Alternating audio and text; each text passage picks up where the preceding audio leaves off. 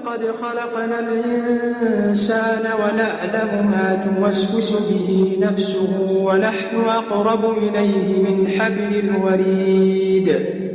ونحن أقرب إليه من حبل الوريد إذ يتلقى المتلقيان عن اليمين وعن الشمال قعيد ما يلفظ من قول إلا لديه رقيب عتيد وجاءت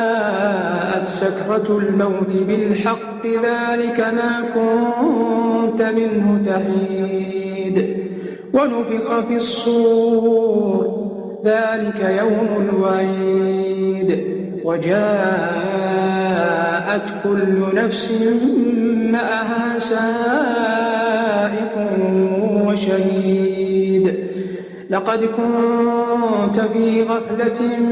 من هذا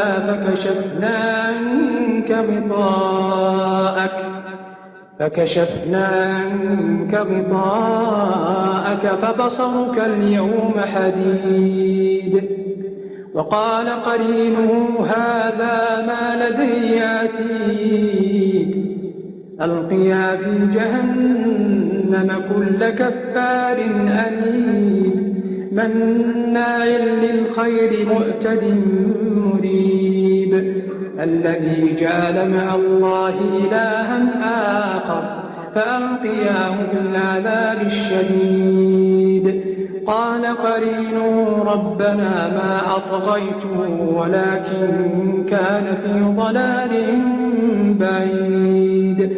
قال لا تختصموا لدي وقد قدمت إليكم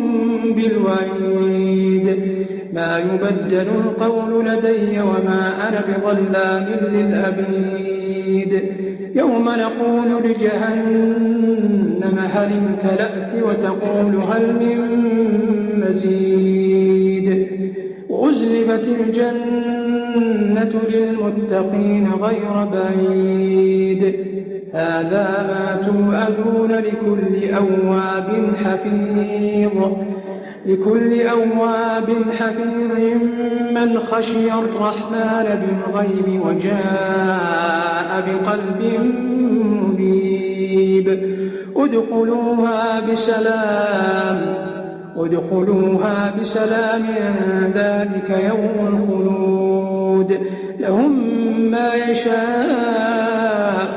فيها ولدينا مزيد وكم أهلكنا قبلهم من قرن هم أشد منهم بطشا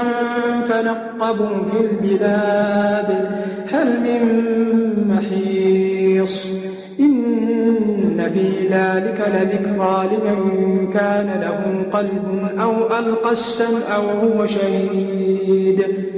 ولقد خلقنا السماوات والأرض وما بينهما في 6 أيام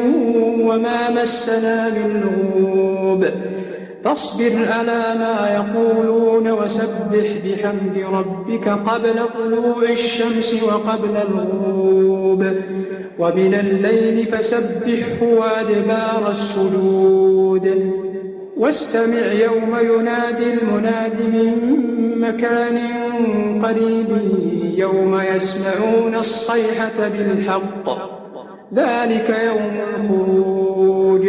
إنا نحن نحيي ونميت وإلينا المصير يوم تشقق الأرض عنهم سراعا ذلك حشر علينا يسير نحن أعلم بما يقولون وما أنت عليهم بجبار فذكر بالقرآن من يخاف وعيد